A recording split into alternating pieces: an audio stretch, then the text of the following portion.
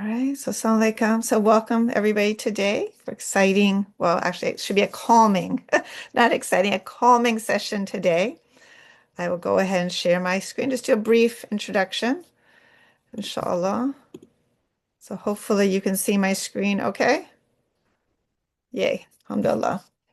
So we're the American Muslim Community Foundation. So in case you're in the wrong Zoom room, this is where we're at. Let's see yeah, there we go. So welcome you today to Calm at Work, faith-inspired, no-cost habits for busy professionals. And oops. So today's agenda, just a brief welcome, housekeeping, intro to AMCF and the Women's Giving Circle, speaker information, briefly a couple upcoming events, and then our presentation. Huge thank you for joining us today. So just a little bit about AMCF. Our vision is leading sustainable and strategic Muslim philanthropy for today and the future, cultivating donor giving and diversified funding to advance charitable causes. And our core values are sacred, strategic, sustainable, collaborative, diverse, inclusive, and with integrity. AMCF is for all of us. There are over 900 U.S. community foundations, but this is the only community foundation for and by the Muslim community, us. And just a little bit about AMCF. We were founded in 2016. We're one of just over 900 community foundations. We have distributed through us over $26 million to 1,000 nonprofits in the past 9 years, alhamdulillah. Last Ramadan, about $2 million was distributed through us. Distributing means donors are donating their money through us to their favorite nonprofits.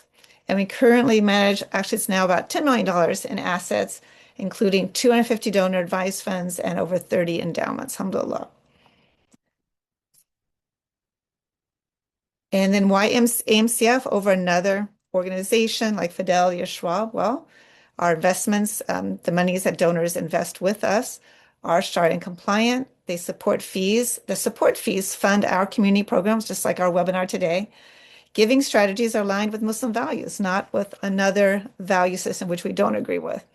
We also have philanthropic advisory services, and our programs build Muslim nonprofits, helping us build a better future for us. Our impact, again, over 250 donor advised funds, over 25 endowments, funding the past 9 years, 26 million. Assets under management is now actually closer to $10 million, alhamdulillah. And our core programs include for donors, donor advised funds and giving circles, for nonprofits, endowments, and leadership development. And again, for everyone, community building, networking, and education resources. We also have committees that we house and do, such as the National Muslim Plan Giving Council, an investment committee, the National Muslim Endowment Council, as well as the AFP Muslim Affinity Group, which is moderated by AMCF for the Association Fundraising Professionals. We do have a nonprofit resource center, so if you're working with a nonprofit or have friends that are, encourage you to share this resource curated by our colleagues, just a treasure trove of information for nonprofits. And then our giving circle, which we help manage. Again, it's to harness the power of American Muslim women through collective giving, which is combining and democratizing our giving, amplifying women-focused nonprofits, supporting Muslim women in leadership, and providing seamless donations to organizations chosen by our members. It's a very democratic process. And how it works is you join as a member with a donation of as little as $5 a month. You become a voting member with a donation of $35 a month or $420 a year. Members then nominate each cycle. They can eligible one organization as long as a 501c3 doing work in the United States are eligible. And our voting members then vote to determine the finalists and the top 3 organizations that will be funded from that cycle. And then what do we do? Well, last year we collectively raised, or actually in the past 3 cycles, we have collectively raised over $55,500 to distribute to 9 nonprofits over the past 3 cycles. We have about 35 current members, and our 2026 cycle opened last November 1st. So it's from November 1st to October 31st is our cycle.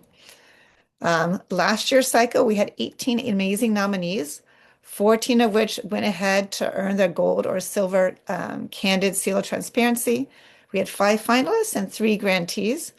You can read about all of them on the website. You can scan the QR code. The three grantees were the Minnesota Deaf Muslim Community, the 200 Muslim Women Who Care, and Care Collective. So proud to honor and uplift them. I think a couple of them may be on the call today.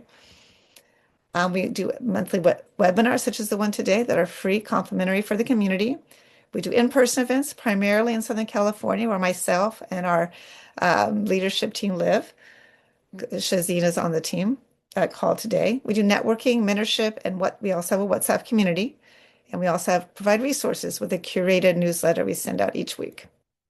Some upcoming programming is tomorrow. If you happen to live in Southern California, we're doing first of a series of networking luncheons in the Inland Empire, which is one of the 12th largest metro region in the country, and is also at the same time one of the poorest regions. So that's tomorrow.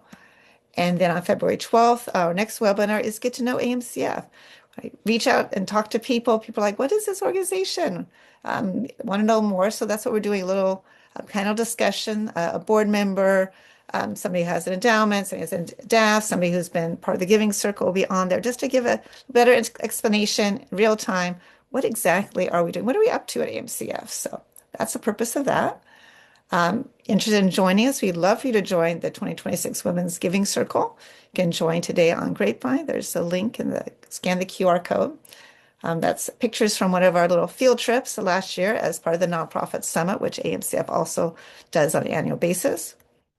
And then love to welcome Zahra Aljabri, the co-founder and CEO of Practical Muslim. A little bit about Zahra. She is a spiritual coach, writer, award-winning entrepreneur, wife, and mother of four. She empowers successful, bold Muslims to apply the insight of Islam into their day-to-day life, supporting those who aim to evolve and transform into the next level version of themselves.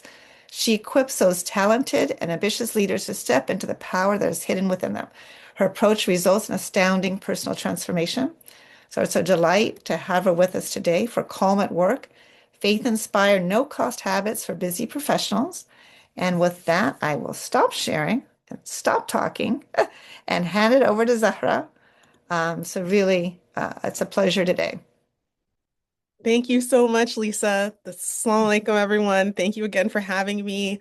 Lisa, for reaching out and to be here with the foundation. So excited by the work that you're doing. Someone's asking about the ASL interpreter. So it looks like there was some sort of communication gap. They have not joined yet, and I'm not sure if they're going to be joining. So my apologies, and I'll put that in the chat. Okay, assalamu alaikum again, everyone. So we are talking about calm at work, and I wanted to start off with what makes you feel stressed, anxious, worried. If you could please put that in the chat, then we'll be able to use what's really going on in your life, to support you in getting that calm.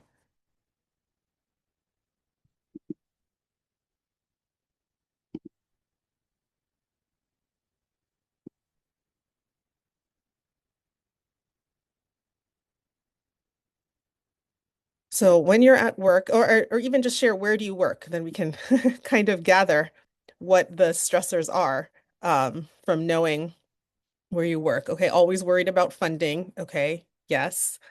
Um, you're in St. Paul. Yes. You're worried about funding, so worried if you'll have enough revenue or funding to be able to continue the programming that you're doing.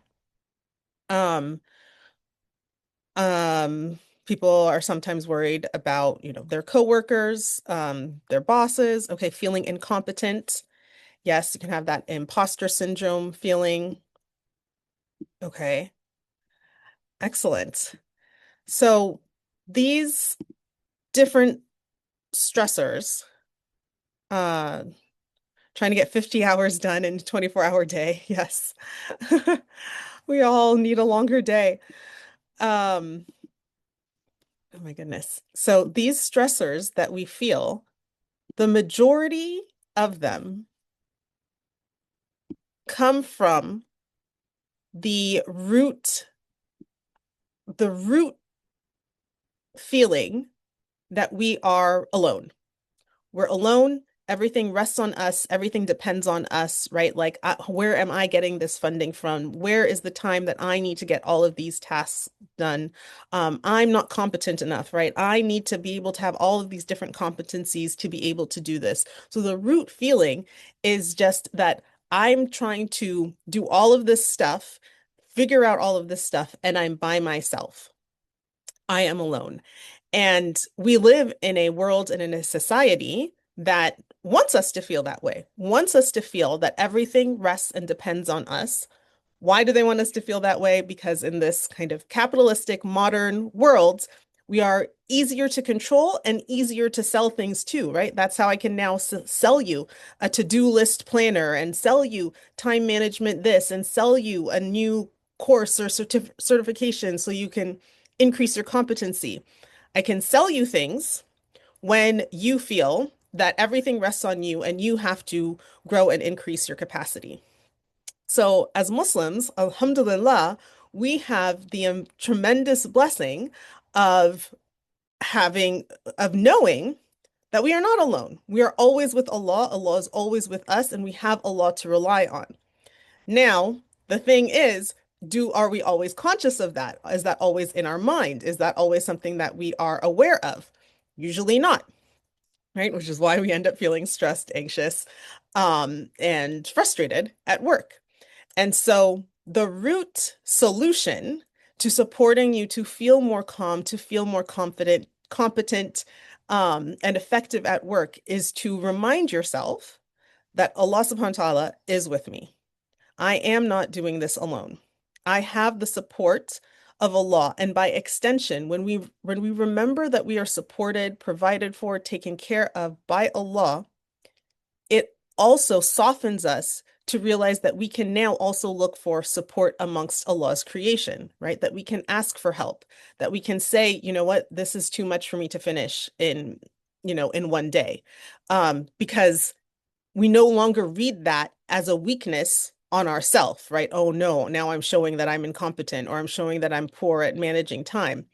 We are now saying like, wait a minute, I am just one person and I am supported by Allah, but the actuality of what's going on here, I can acknowledge that, and that doesn't diminish my worth, my value, or my capabilities in any way. It's just, I need another person to help me with this, or I need an extra week to get this done, or whatever it is. It allows us to be honest and forthcoming about what our needs are and what our limitations are, because now these limitations are no longer um, a referendum on us as a person.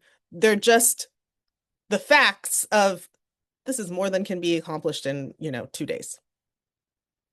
So what's coming up when I share this?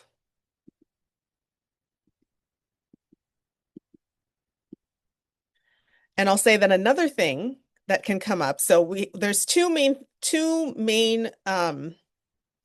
stressors that make work so anxiety producing. The one is the believing that you're all alone. So love to hear your thoughts on what that's brought up. The second is in the modern, especially Western world, money and our job are essentially seen as our gods.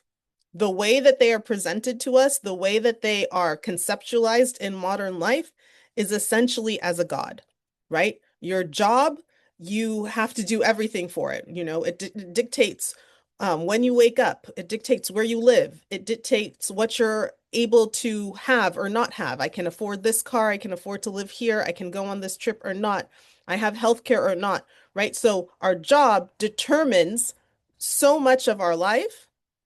So it's placed in this position of power above us, and I must adhere to whatever it is they are asking of me, requiring of me, needing of me. If they need me to stay late, if they need me to, be available on weekends, if they need me to skip a family event. Many people, there's people who are even more workaholic, many people without a question, they will give up, sacrifice whatever they need to for their job. Other people may be hesitating and like, ah, no, I can't. And this, but it's still a heavy hesitation because it seems that you are jeopardizing or angering this very powerful source in your life. It's my source. It's my source of feeling, productive and accomplished. It's my source of income. It's my source of connection. It's my source of prestige. If you have certain titles, it's my source of ability to, if you have people that work under you, it's my source of authority. So when you consider yourself jeopardizing and perhaps not adhering to everything that is required from this job, that produces stress and anxiety because it feels like I am letting down or I am angering the job god, right? The job god. And if I upset the job god, I might not have a job or I might, whatever. And that feels very threatening because now it feels threatening to your livelihood, your sense of identity, your security. We ask children when they're young, right? What do you want to be? We already getting them to associate their beingness with a job, their beingness with a career path, instead of, asking children, what lights you up? What are you interested in right now? What's an interesting thing that you've seen? We don't ask things about just open-ended curiosity. We tell them, who do you want to be? So already from a young age, we're indoctrinated into this idea of a career path and a job and an identity. And now if you are going to then strip it away, or resist all of the tenets that it asks from you, it can be it can feel very destabilizing. So let's read the comments. It says, as a business owner, I had to wear many hats. It's hard to remember this when I'm in the midst of the day-to-day shenanigans, back-to-back meetings, and then I'm exhausted in the evenings to find connection and recharge. Yes. Yes. So the practical tips. Exactly. That's what we're going to get into. So I just want you to be aware of these two root causes for the stress and anxiety. The one that you're not alone, that you're doing it all alone, and the second that it is essentially a god in modern society. It is basically a job god. And so those two things are what are causing you the most stress. And so now the practical tips to reduce those two things. How can I no longer see myself as being alone? And how can I no longer feel that my job is the God ruling over me, but Allah is God and nothing else? So we're in a compressed, short webinar. So there's only so much that I can do. I usually spend months with my coaching clients, supporting them through a whole bunch of different things that allow them to break down these two things. But what I would have planned to share with you for today is in the terms of I feeling alone. When we have this feeling, a lot of what is behind it is the feeling of control. Okay. And then when we are in the feeling or also experiencing that I can't anger, my job, I don't want to jeopardize my job, that it's my God. What is behind that is the feeling that I can't, I have no wiggle room. I have no room to give things back to God. So we're going to look at control and we're going to look at how can we give things back to God. And those things are interrelated. So control. And this is especially true amongst Muslims because Muslims tend to be highly educated. We have strong work ethic. Many of us are from ourselves, from, Black and brown communities, or our parents are immigrants from Black and brown communities. And just this strong work ethic, we have to work hard. We have to, prove our value, prove our worth, show how good we are. And so these ideas about how we can operate lend itself to this feeling of control. So to reduce the desire for control and the compelling to control things, I want you to practice an exercise of what's the worst that can happen, what's the best that can happen. And so for anything that you're doing, any project, someone was talking about funding, any funding that you need to come through, or you have a to-do list that you need 50 hours to get this all done, what's the worst that could happen? So what's the worst that could happen if I don't get any of these things done? If I don't get the funding at all? What's the worst that it can happen? And go through and literally journal it out. Well, then it would cause this and this and this and this, and put the worst case disaster scenario on the paper. And then also do the exercise of, well, what's the best that can happen? Well, the best case scenario, I get all the funding or I'm able to accomplish all these tasks and whatever. And for both of those scenarios, look at also then what would contribute to the worst case scenario, right? Well, this person doesn't turn this thing to me in on time, and then it doesn't go here, and then I'm not able to do this. And for the best case scenario, right, what would contribute? Well, everyone did their job on time and, this thing came through, blah, blah, blah. And I want you to see how many points of failure and how many points of, possibility there are that are outside of your control. You will see when you do that there's so many things that you cannot control for. Right? In the worst case scenario, so many things that would have to break down and fall apart and not work out that would be out of your control. In the best case scenario, so many things that have to come together and this to happen and that to happen that are out of your control. And so putting it for yourself down on paper is going to support you to be like, okay, wait a minute. So the only part that I actually have control over is that I have to turn in this report by next week. And I have to make sure that I, do these calculations by this time. And so it reduces the stress and anxiety because you will see there's just a very narrow portion that is under your control that you have ability to affect. And so then I'm going to put my energy there. I can't worry about all of these other considerations that I have no control over. Okay, let me know what this is bringing up for you. This exercise is very powerful. In the beginning, you're going to feel like annoyed and silly about doing it. And you're like, I don't want to do this, right? This is a waste of my time. I've got to start doing my things. I got to control the things I do. But I'm challenging you to take the 5 minutes to do this, right?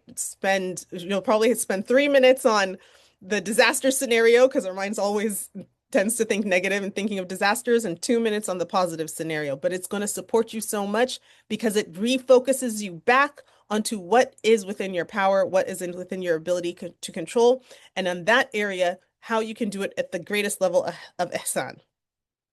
Okay? So that's one exercise to do.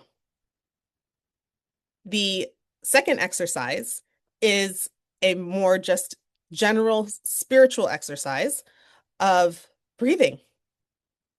Taking time to breathe. Taking time when your mind is racing, when we're too much in our head, as they say, right? It's time to get into your body. And an easy, simple way to get into your body is through paying attention to your breathing. And so the breathing exercise that I'm going to suggest for you today is to do something called box breathing. Maybe thumbs up if you guys are familiar with box breathing, but box breathing is essentially that you're going to do every part of the breath for the count of 5. So breathe in for a count of 5. Right? 1, 2, 3, 4, 5. Hold for a count of 5. 1, 2, 3, 4, 5. Breathe out for a count of 5. 1, 2, 3, 4, 5.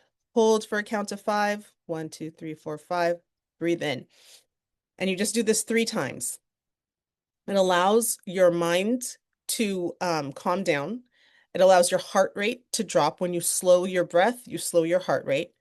If you can, sit upright in your chair, relax yourself. It allows your body to relax. And it gives you that moment to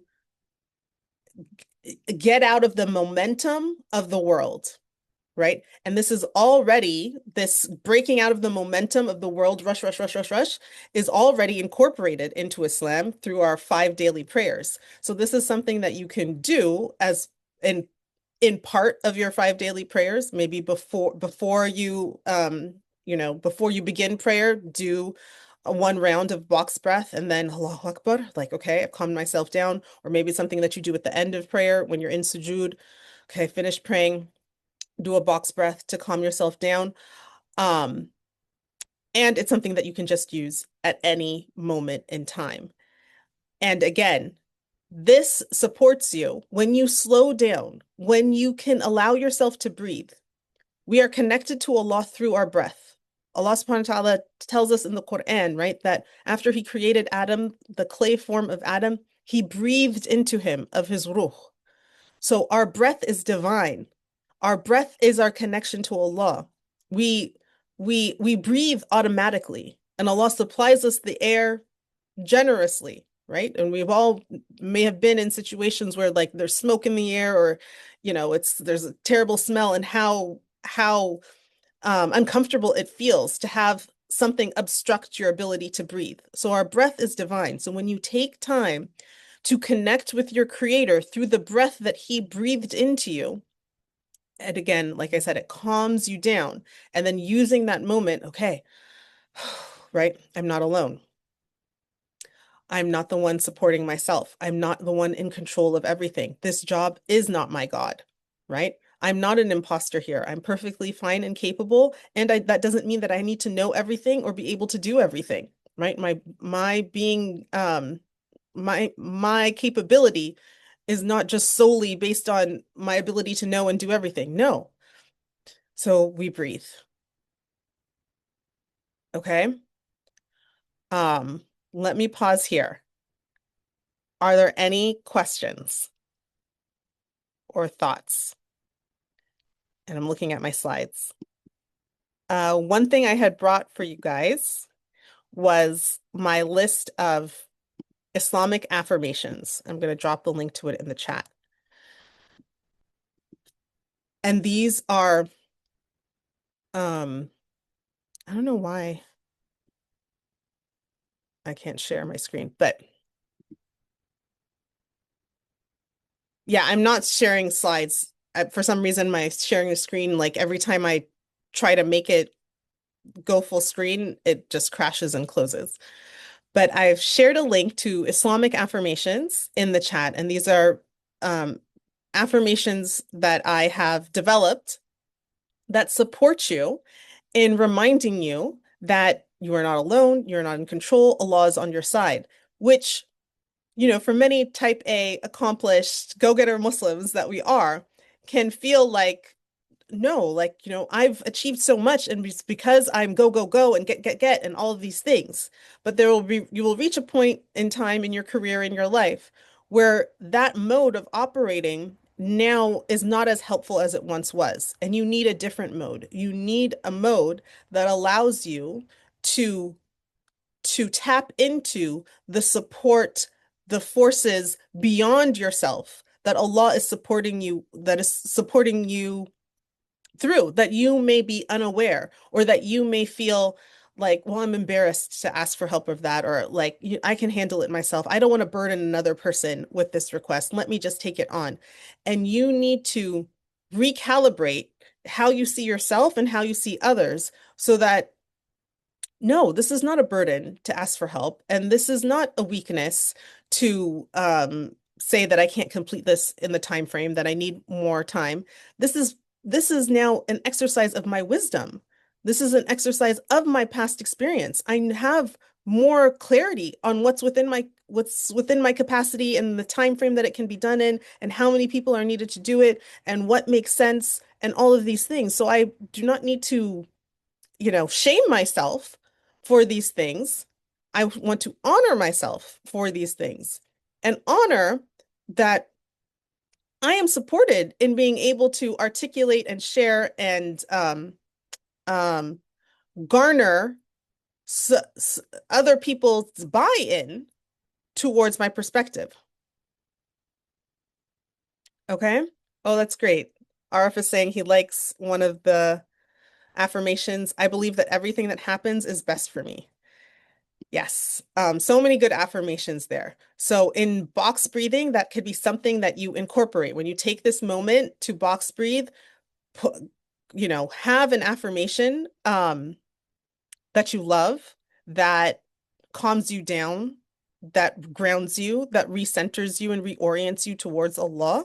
And that's something that you can repeat as you do your box breath, right? Um, when one of the ones that I love is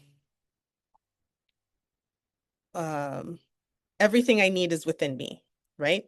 Because I know Allah is with me and Allah is closer to me than my jugular vein.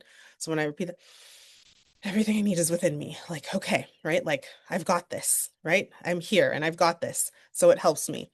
So that's why I wanted to offer you guys these Islamic affirmations. Okay, I'm going to really pause now and ask for thoughts, questions, anything that's coming up. And if you want to work through something, if someone wants to be coached through something that's going on, I'd love to take that opportunity to do that because, it's one thing to talk in generalities, but as a coach, the rubber meets the road when someone's like, well, this is happening at work. How do I deal with this? I don't know how to get out of the stress or the anxiety of what I'm experiencing. So I would love to support you with that. You can talk if you want or type it in the chat.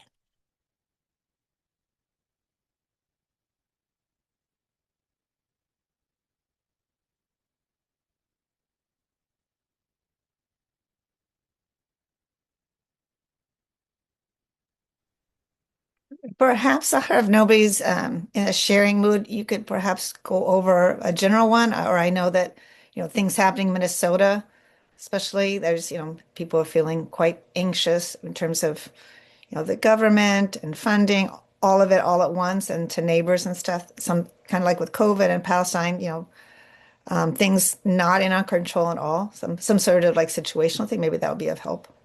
Yeah, okay, absolutely. That the things happening in the world are causing a lot of stress, anxiety, worry, fears of what will it mean for funding? What will it mean for my job? What will it mean for my career trajectory for schooling? I know in Minnesota, some schools are shut down, and these different things. So the first place, I'm going to kind of take it all the way back. The place to start with all of this is that we are in a spiritual war, right? We are under attack in the sense that there is a desire to um to tamp down the our divine human spirit and our ability to create a world that is just and fair for all. And so the first place to begin is that these people, these evildoers, Zionist, ICE agents, MAGA, whatever, or whichever group, Epstein people, um, we want to look at, do not have the power and authority they claim to have. They are not as powerful as they make themselves out to be, right? Just we have the beautiful example of our Quran that has shared with us the stories of previous generations. Just like Fir'aun, who believed he had power and authority and might to do whatever he want, enslave people. And that's essentially what our US government would like to do, enslave us and put us in detention camps and, shut up and do what we say.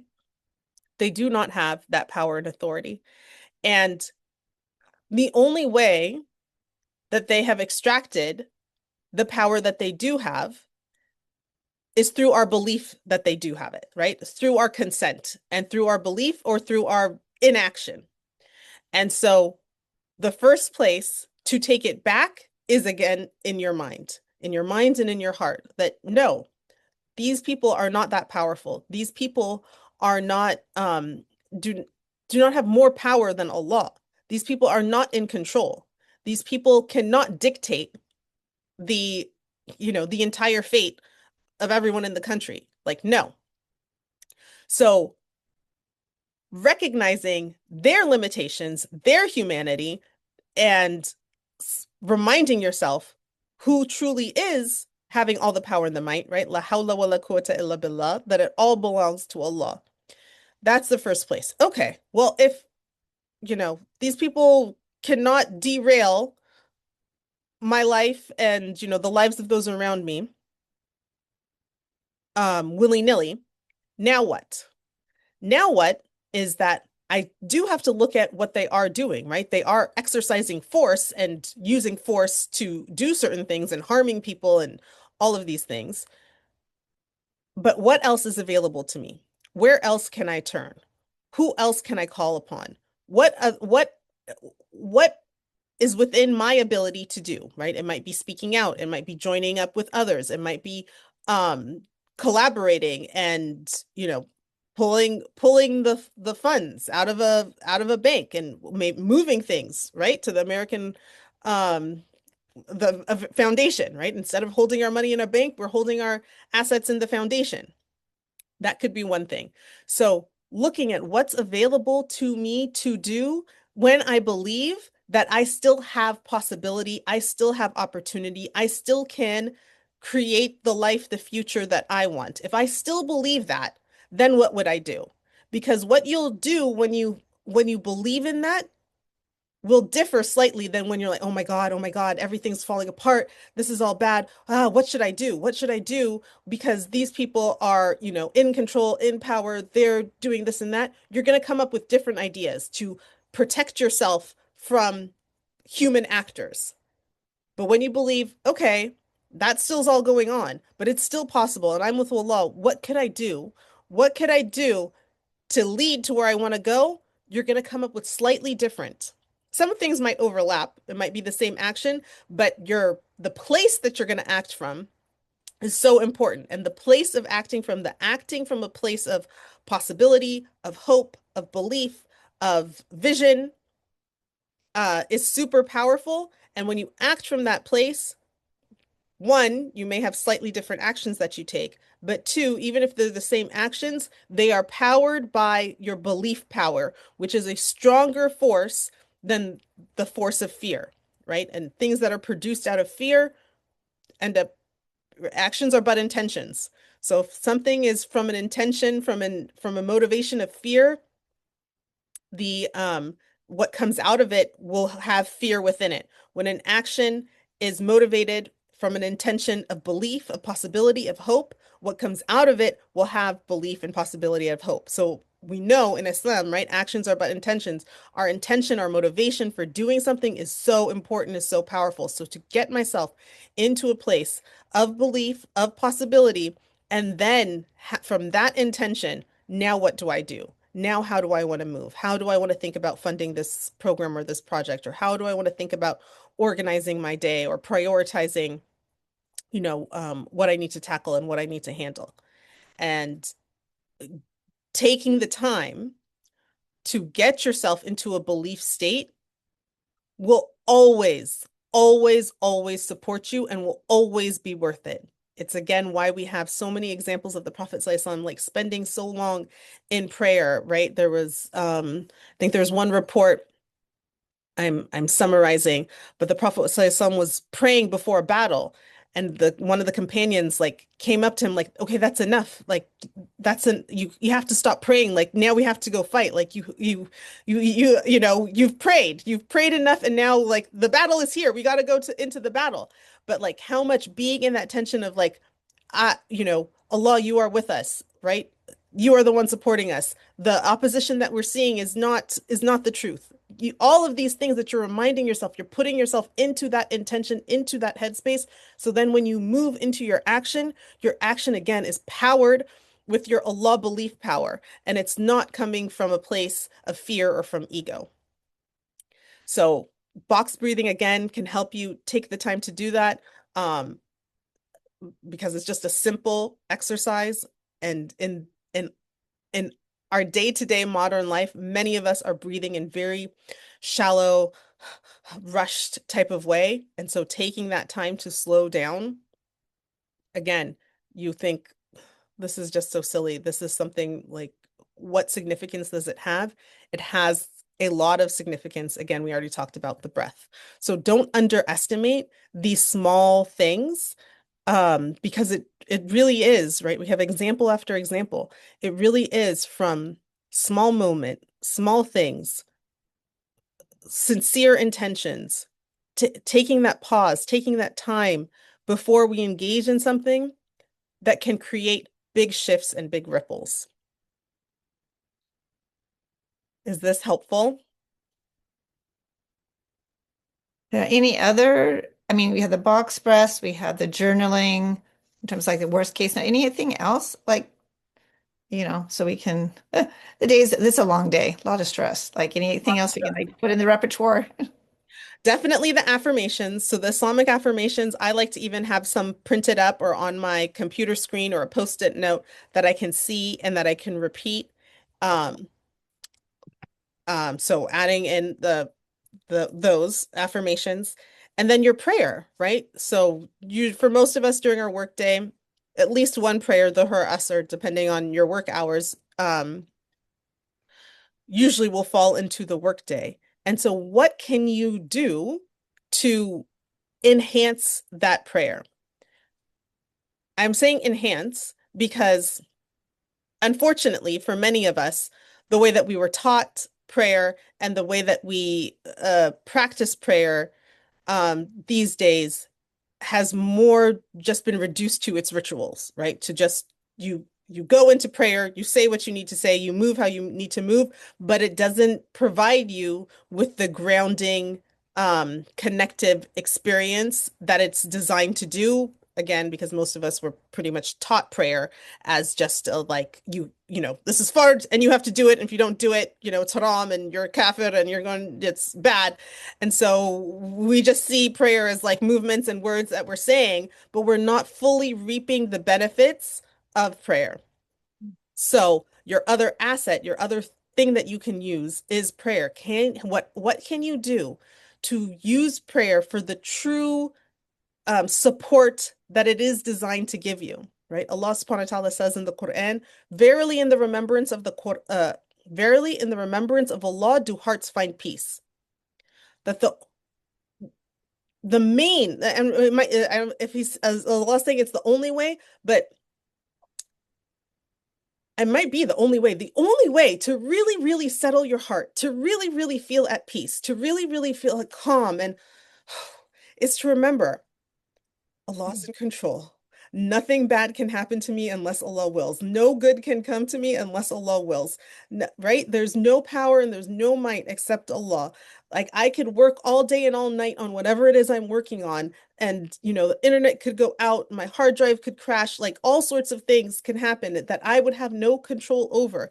There is nothing beyond the extent of Allah. And so we relax when we remember that it's Allah who sustains us, Allah who provides for us, Allah who supports us, Allah who loves us, Allah who has mercy on us. That calms us down. And prayer is the ritual that invites us to have that connecting and remembering so we can get into that state. So, what can you do in your prayer? Is it to learn the English translation of the surahs that you recite? Is it to take that moment of box breathing before you start your salah? Is it to enhance the du'as that you make when you're in sujud? Right? When you're in sujud, taking more time to make dua or even saying an affirmation, oh Allah, you are with me, right? Guide me, whatever it is that supports you there. Oh Allah, ease my workload. What can you do so that prayer truly can be that those 3 to 5, however long you pray, 5, 7 minutes of peace, of connection, of grounding, of relaxation that it is meant to be, right? In one of our coaching programs, we have a whole module on all of the different ways that you can enhance your prayer, but I'm giving you some of them, right? The breathing first. One thing you can even do is just being mindful to slow down your breathing in every movement. Before you make every move, right? Then you make ruku, and then when you stand up, when you make sujud, like it just allowing yourself that moment of slowing down so that it's not just a routine that you're just cycling through. Okay, I prayed and now I have to go back to Excel and my spreadsheet and the call. Um, Yes. So people are saying, so true. We just rush through it and get back to the busyness of our day. Should there be prayer, meditation, wellness room in the modern workplace? If so, how can we use it? Yeah, many workplaces do have that. And that's something that you can ask for, right? A non-denominational, quiet room, peaceful room, prayer, meditation room. That's something that you can ask for, even if, it's not official. Just be like, well, this no one's using this office. Can we make that? And just put a tape on the door, meditation room. Like, let's just do it. Um, Lisa's saying some workplaces permit the lactation room to be a meditation prayer room. Yes. And if you haven't already, asked for prayer accommodation for work. So my background is as an attorney and I used to work for CARE. That is your right to ask for religious accommodation in the workplace. Be like, I need a space to pray. Can we use, the lactation room or this empty office or designate this area where it will be a non-denominational meditation, mindfulness prayer area. And you can ask for that. And then you can also ask for the time you need, right? I need 10 minutes to do this, to make wudu and go to pray. I need a 10-minute break to be able to do this. And again, here's where we get back into what we said. If you haven't asked for that, it might be because, right, you see job as the job god, and oh no, I don't want to, anger them or have them put a target on me like, oh, this person needs extra accommodations or is asking for extra things or all of those things and you want to let that go. They are not they are not God. They do not dictate. I worship Allah, and one of the things I need to do as worshiping Allah is take time to connect with Allah. And so I'm going to ask for this accommodation from my workplace, even though I'm scared, even though it might be uncomfortable, even though it might be the only thing, even though maybe I worked here for 5 years and I never asked for it before, but I'm going to ask for it now because uh, I can and I want to and I need it. And then ask for that. And all of these things, again, knock down to remove jobs from this high pedestal that cause us a lot of stress and remove it lower. Once you do that, you will have more confidence to ask for other things, to ask for, hire someone else or give me a raise or whatever. I want to work from home on Fridays, whatever it is. Once you see that you have the ability, that you are supported, that Allah is supporting you, but the support comes many ways through you, through your requests, that you have to request the accommodation at work. You have to request, the time off or the days off or work from home or whatever it is. Um, so reminding yourself that Allah, right, is my provider and my job is not God. And here's how I'm proving that to myself. I'm proving that to myself by acting on it and not placing job in this high esteemed position. It does not, internally, it does not deserve to be in this high esteemed position, but because again of the modern world and how it's fear driven, it assumes its role in this high esteemed position. Yes. Okay, we touched on a whole bunch of different things. Um, any other thoughts or questions before we reach the top of the hour?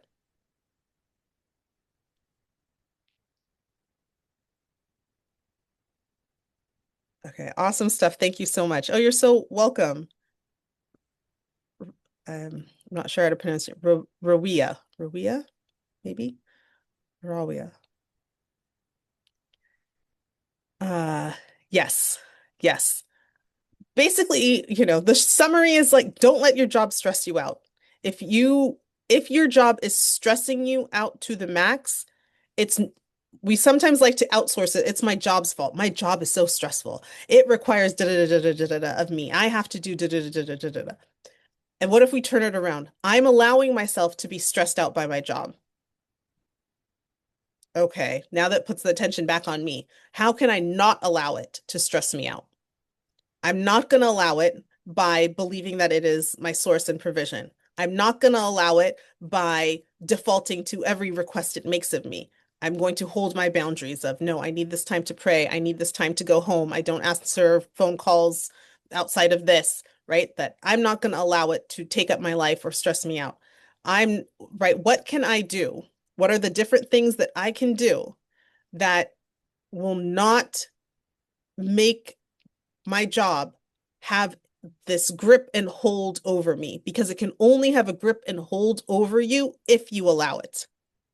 And one thing that might help you to do this, because for many Muslims, like I said, we are so smart and talented and have such a good work ethic and want to do things at the highest level of ascent and all of these things, is that if you are in a workplace where, there's other people who work there, especially if you're in a non-Muslim work environment, look for the person who, to your mind, you perceive them as slacking. Like that person is slacking. They don't do this. They never show up. They do meetings late. They get out of this and that. And instead of seeing them as slacking, I want you to see them as, wow, this person has not made their job their God. This person has not fallen to the dictates of proving themselves, of proving how capable, how available they are. I'm not available this, I'm not doing that. And instead see them as proof that I can do that too. They're not showing up for every meeting. They're not working, nights and weekends that don't have the right staffing or funding. Huh. I can do that too. Right? So if you happen to have one of those people at your work, use them as inspiration and reframe how you see them. This person has kept their job in the right position. They have not made it this amazing thing that they have to meet all of its standards for. They've just been like, this is my job. I do this and this and this, and I don't do this. And you guys can be annoyed or mad about it that I'm not going above and beyond, but I'm not going above and beyond because it is not my life. My life is separate from my job. And you can adopt that type of mentality too. So oftentimes seeing it in someone else can help you, but you have to get over the kind of programming that you may have to think that, well, they're slacking and they're not a good worker and they're blah, blah, blah. And the judgments that you may have on prioritizes themselves over their job. You might see that as bad. And that's not true. You are above your job. Your job needs you, right? If you were to leave, they have to replace you. Your job needs you. You are above the job. The job is not above you. And this is because you are Allah's divine representative and you are above everything of dunya.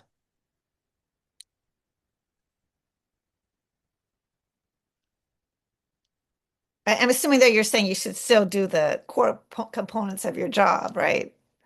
Yes, of course. I'm just saying most Muslims are going way above and beyond. And I'm just saying go at the limit. Don't go above and beyond. Do Yeah, what not was wanting asked. anybody fired, but yeah, do the job, but you don't have to do extra. Mm-hmm. Exactly. Yeah. Yes, well, some really great tips and ideas and mindset shifts that are needed, I think, Zahra. Anybody who's, I know there's several people who have already left, but anybody who's still here, they have any final question or comment for Zahra um, before you go back to work? Before we go back to work, yes, happy to provide it. If you're looking for my resources, my coaching resources, you can email me, zahra@practicalmuslim.com. I can put also my website in the chat for you. I'm also most active on Instagram. If you're on social media, you can find me on Instagram. Uh, yeah, here's my You website. said at practicalmuslim.com. Yeah, and here's my email. I'll put it in. Yeah, and I'll try to send out the recording once it's all downloaded and uploaded, all that good stuff. Yes, and I can even share you guys my Instagram for anyone who's on Instagram. But yes, I have lots of resources for the root of what we're talking about is increasing your faith so that you can live better because you were designed as the pinnacle of creation to live on earth, not be at the mercy of earth, not of the dunya.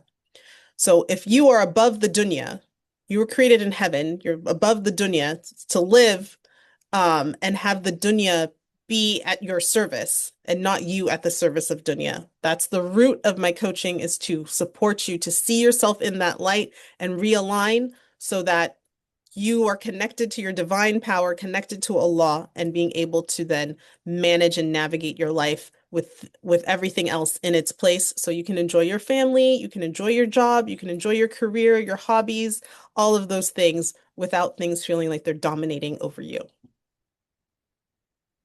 Well, thank you. Yes, having us in control, our families in control, us first, not dunya first, I think is a important Yeah. reminder. Yeah. Well, thank you so much, Zahra.